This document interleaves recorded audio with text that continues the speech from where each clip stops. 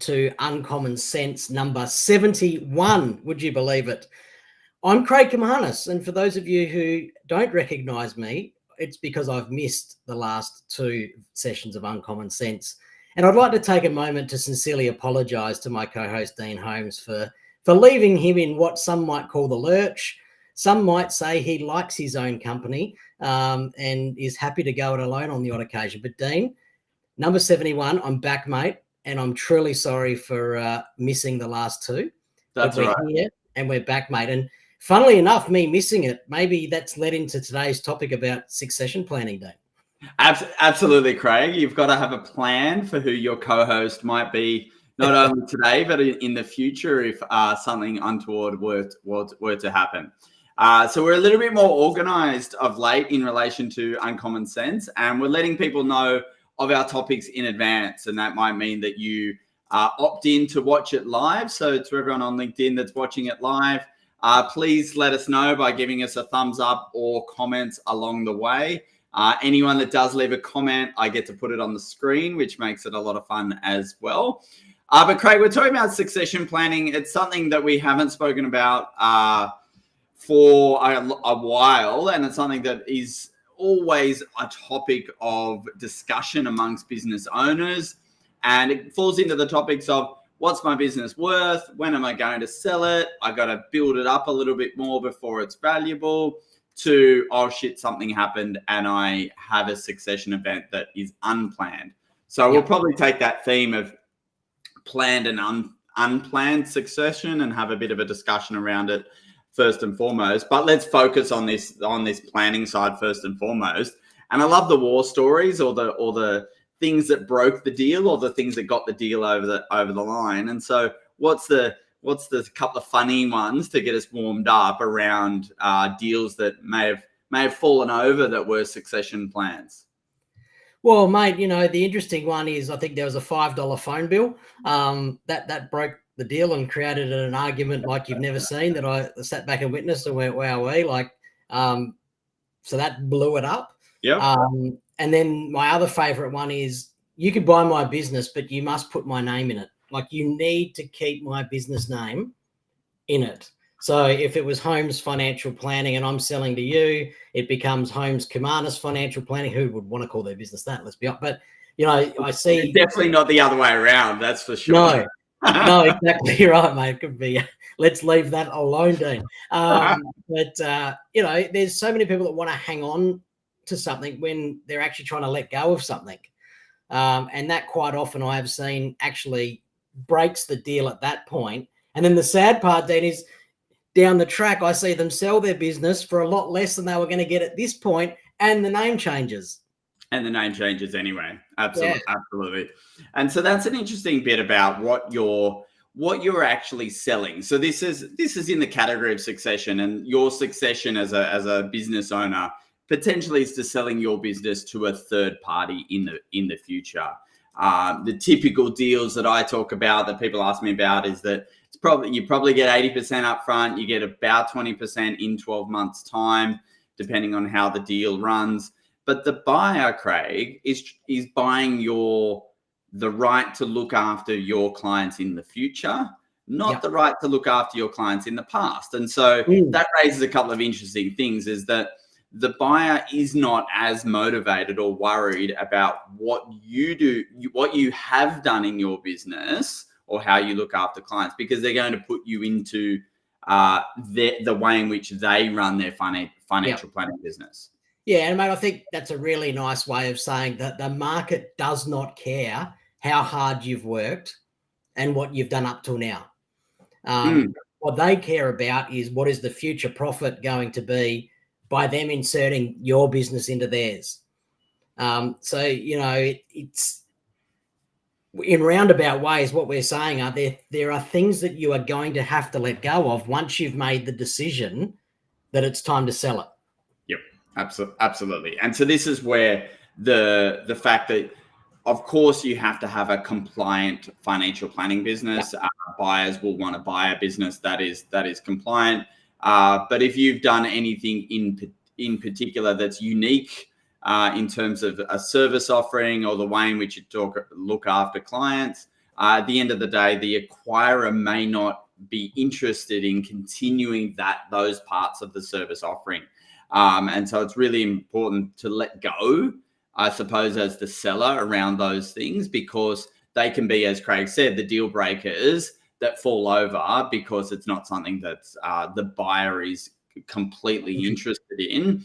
Just like if you've got an office and you're selling, the buyer's not interested in your furniture, maybe your computers and your lease and all of those kind of things. They want to take the revenue into their existing financial planning business.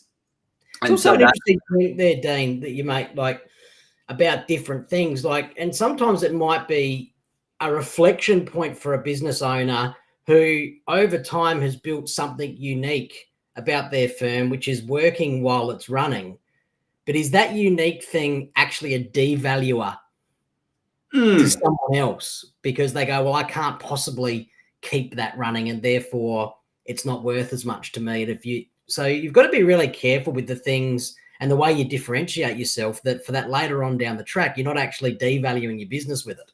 Correct. And so what a couple of themes that I've been talking to advisors about in that category is that you want to make it easy for your business to merge with other businesses. And so what does that mean today? That means your data's on Xplan and it's really good. Your data's in SharePoint and it's really clean. So, and you have one or two key product providers in your product offering. And so if I was to buy that business, then it's very easy to plug and play into my existing practice, because I merge the Xplan, I merge the Hub24 and the CFS, for example, and then I'm done.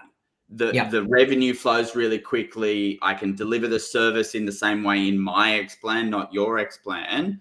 And absolutely, the point, Craig, is that the things that you think are valuable may not be valuable to the buyer, and they're not willing to pay overs for those things either. Yeah. And you're right, back to the assets and stuff. I've seen that example recently. Well, what part of my computers, chairs, tables and things do you actually want? Well, the reality is, as you're getting to the end of that life cycle, they're not worth a lot at all anyway. Like, when that stuff's valued in a divorce, it's funny how much it's not worth, right? And so, and not that we're divorcing or anything like that, but, when you're leaving your business, like, focus on the bits that are important and don't get bogged down in, well, do you want these 3 laptops that are 12 years old? Like, how do you even value that stuff, really? Well, you've already written it off. I made that mistake once a long time ago, Craig, that I did do it. I bought a business and I was like, I need all the computers with them. And I regretted that afterwards, because it just came with headaches through that process. So, Craig, one of the successions that we hinted at there is the asset sale, that the principal advisor's retiring, selling their client book across to another advisor. The other consideration there, a really important one, is the humans that may or may not go with the business. And so what happens with that, if you've got really good staff, you would love them to go across to the new business and continue to serve those clients, but that may not happen.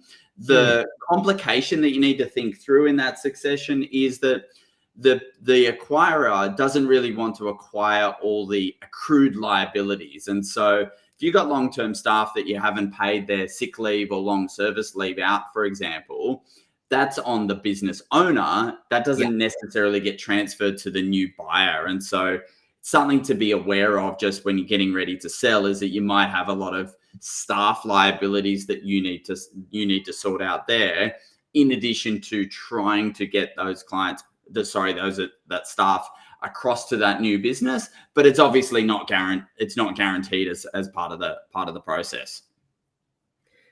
Yeah. And the other one that comes to mind all the time, Dean, is founders who refuse to let go. So you made a decision you're going to sell the business, but then it starts to happen and then they refuse to let go. And I sit there and watch this and I go, you're actually the biggest risk to the client's financial future now. You're the biggest risk to, the second payment, the all of those type of things. Like it, and I get it's a hard thing. Like, we all have trouble letting go of stuff that we've invested a lot of our life into. But it's this mental part of the way you think that that people just don't want to talk about, or they don't want to raise it because they just want to leave it tucked under. But, you know, you're going to have trouble letting go. But if you do have trouble letting it go, you're actually going to cause more harm than good. Yeah. So you really need to work on how do you let it go once you've given it to someone else. Correct. And the clients do understand that you're selling a business, like the especially around retirement, but not necessarily around retirement, but they do understand that you've got a business that's valuable to people in the future, just like an investment property is valuable to someone else because they get the rental income. It's the same when we think about our financial planning business. And so overall, I've seen good success with planning in advance, obviously, but around the acquisition, that you don't lose clients through that process, because clients still need strategic advice. So that doesn't change just because there's an ownership change. But Craig, let's internalize this a little bit in terms of succession. So one advisor, and he or she hires a young advisor. Call them Bob. They're 30, you know, they're getting into their 30s. They've done their PY. They've been advisor for a couple of years.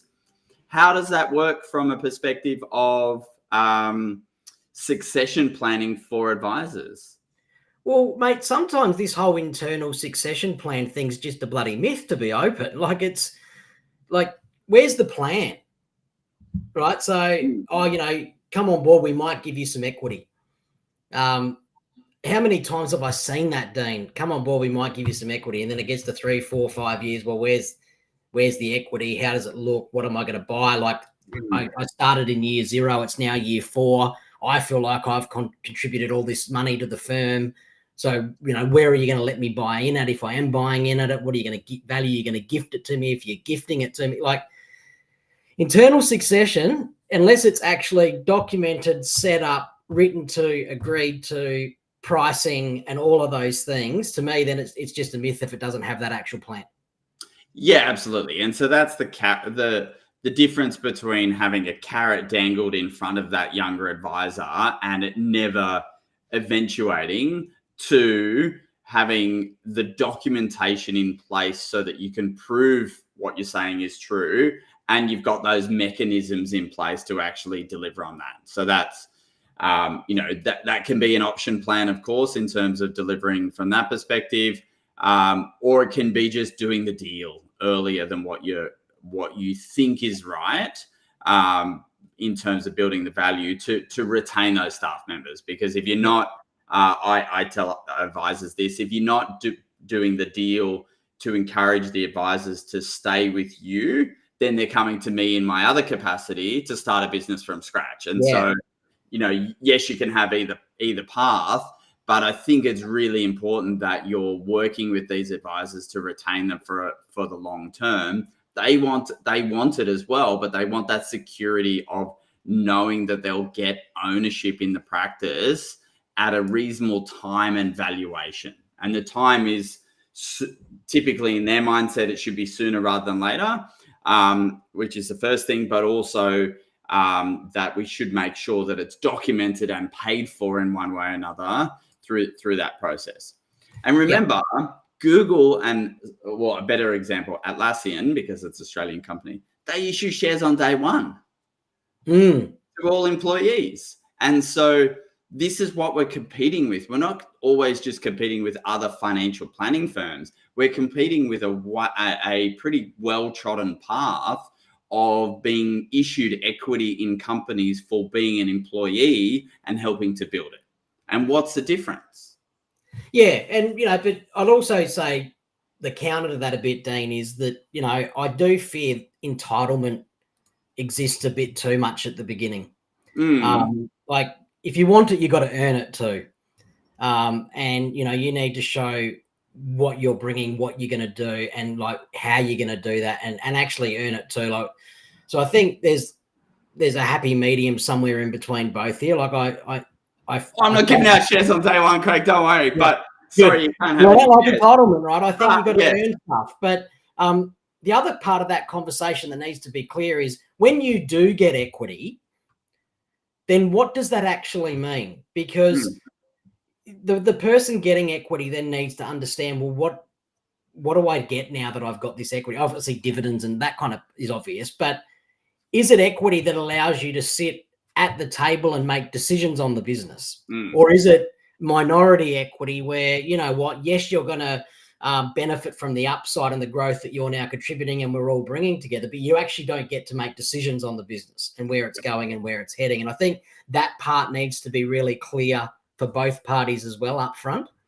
Absolutely. And I talk about that as it's an old Sherlaw's model for those that are watching that have been around a little while, but it's the triangle of income, equity, and control. And for those watching the video later on, there'll be a triangle here.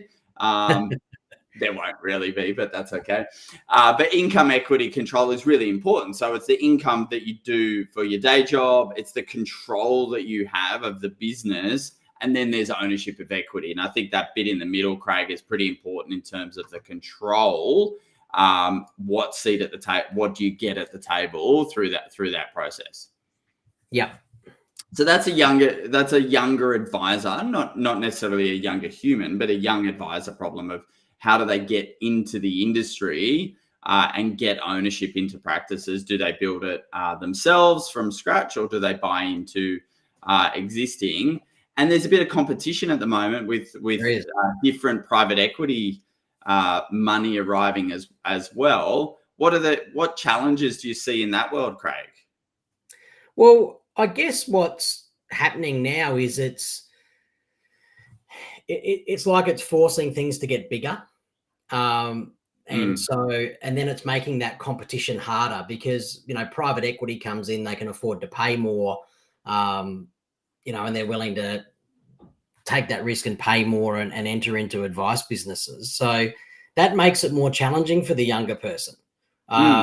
Because like if there's a firm that I've been in for ages and I think I want to get a bit of equity, but then the majority shareholders decide to sell to private equity, well, then it's up to them what happens. And yes, I might benefit now, but that wasn't what I wanted. I didn't want to benefit now. I wanted to benefit in 10 years' time. So that can throw younger people's plans out. So I think, again, it's coming back to communication, right? Because where's this business going? What are you doing? Like, I really want to work in it, but what's the goal of it? You know, is it a business built for legacy, or is it a business built to get to a point to sell? You know, private equity, I know it's not brand new, is it, Dean? I mean, it's been around now. It's been around for 100 years or so, Craig. Maybe 200. You know, it's happening, but I think what it does is it potentially changes the mindset of some owners in terms of what they're trying to achieve and how they want to get there. And knowing that it's there's probably a bank of people that would go, well, I actually don't really need others participating in the equity in my business. I could probably just build it and sell it to someone like that anyway. Yeah. Could be with danger if something happens unexpectedly, but. Yeah, absolutely. And I feel like there's the difference between the selling a high percentage of your business or a low percentage of your business. And there's obviously different private equity models in and around this, where you've got the practices, the businesses that will come in and buy the controlling stake or the controlling interest, maybe from the founder or just from everyone. And that has its challenges of the leadership of the company needs to be maintained, because if you take away the majority shareholder, maybe you've taken out the founder in that context. It is somewhat difficult then to retain and motivate the remaining employee staff to run that business where they don't have much of a equity stake in the business. Whereas some of the other models I look at where the ownership is supportive but much smaller in the 25% kind of ownership category, whereby they're willing and able to sort of support the entrepreneurial advisor and grow from that perspective. And so that in my view, more space for well-managed succession, because there's obviously 75% of the shares that are available to different founders and employees over time to manage the longer term succession. Yeah. And I think you've also got to watch in these transactions, Dane, that investors, like, what do they actually care about? Is it the end client or is it the profit? Typically, and then who do we lose sight of through that? Because Mm. that's my fear, is that, these businesses are successful because they actually have great clients and they have great engagement, and they work with those clients. And, that needs to stay the forefront of all of our minds ultimately. But, you do just see some creep sometimes where you're like, well, what are you actually really focused on here? Yeah, absolutely. And that's where, that's exactly the point of where you lose the founder and the leader. And so, like legal firms, some legal firms try to do the roll up in terms of the listing on the stock market and things like that. And what ends up happening at that point in time is that the profit generators don't get the same financial reward because there's shareholders above them. And so the danger is that in this same context is the shareholders is the listed company or the private equity firm, and then the advisors in between, they actually don't get the right share of the remuneration for all the time and effort they're putting into building the business. And as a result of that, they get a bit jaded and then leave and start their own business, or go back to the model where they actually have ownership and control over their remuneration as well through that process. So I think that that's a challenge when there's financial planning practices that are 100% owned by listed companies or private equity firms, is that you can't get the same financial motivation for the advisors and the business builders, as well as get the right financial reward to the shareholders at the same time. Yeah, agree. That's a little bit of a challenge there. So that's a couple of things on succession that have just been on our mind of late. The last thing that obviously everyone talks about is valuations. What's my house worth in Sydney, or what's my financial planning business worth? Everyone wants to know what it's worth.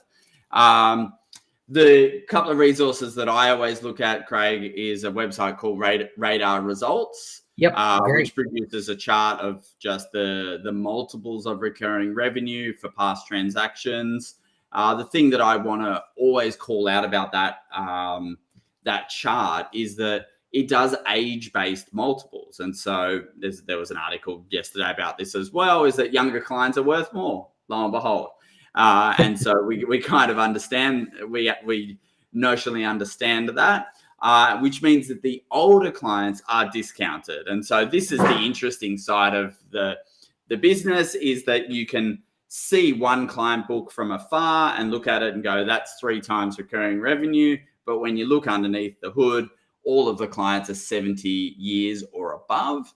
And the question becomes, is that a valuable client book at 3 times, given the age and stage of those clients? And so when I look at Radar Results, I see that the price should be lower, obviously, as clients get a bit older.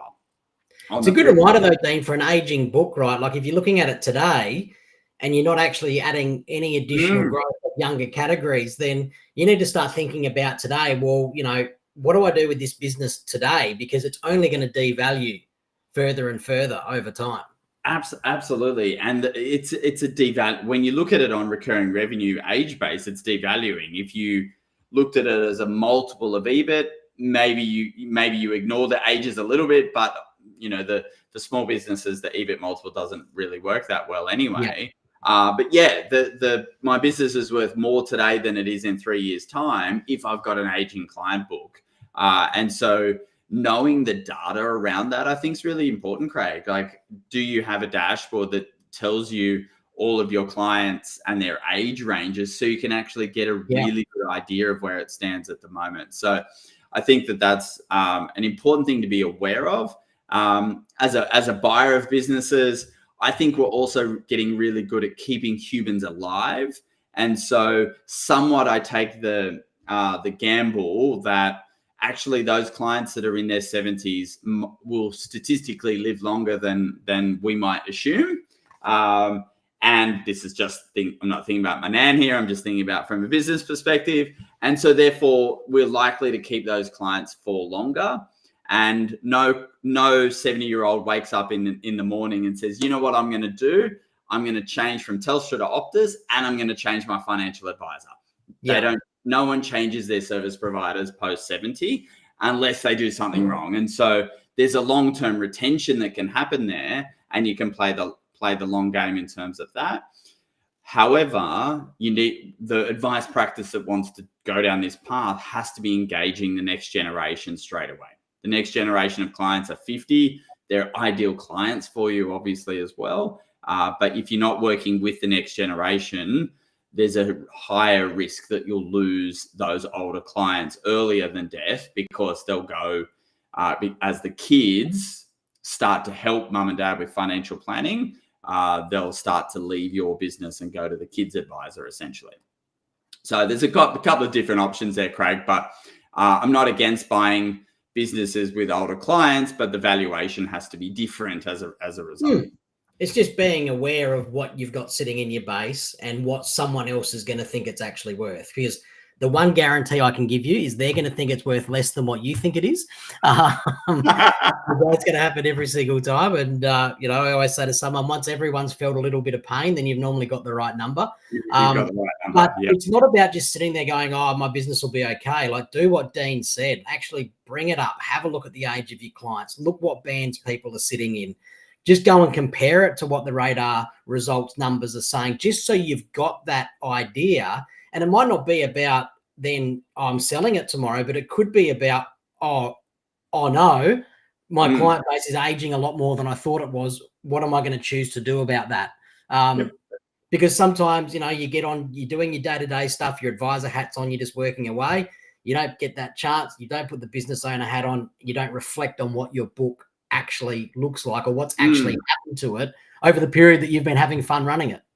Exactly right. And so we think it's going up in value, but it may not be. And so it's good reminder, Craig, just to do that annual revaluation. If you've got a succession agreement and you have partners within your business, this is a discipline that you should be doing every year anyway, which is revaluing the business every 30 June, making sure every shareholder knows of the new valuation, making sure every shareholder knows that they've how they would participate in the unplanned succession, and ensuring that is either funded or understood as a result. So that's a big piece of the puzzle that once you've got 2 or 3 shareholders or more, is something that needs to get done every single year to give everyone confidence of a good succession process. Yeah, mate, I would close with, if you don't have a documented succession plan, do you actually have a business, or are you just sitting there pretending you're an employee? Just got an annoying job with a boss that's a lunatic, I think they say.